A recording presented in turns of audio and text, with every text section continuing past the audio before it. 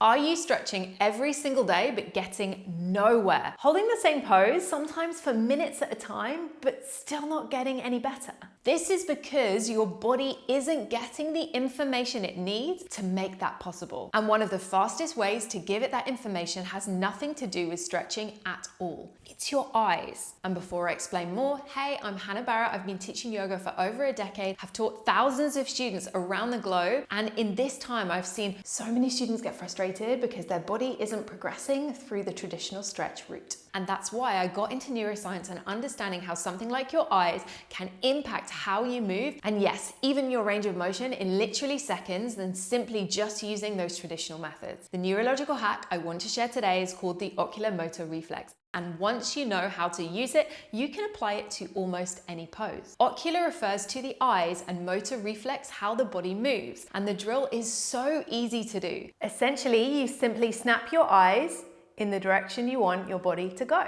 So if you're in a twist, snapping your eyes in the direction of the twist will immediately give you more range in that direction. If you want to take a deeper back bend, then yes, you've guessed it, the eyes go up.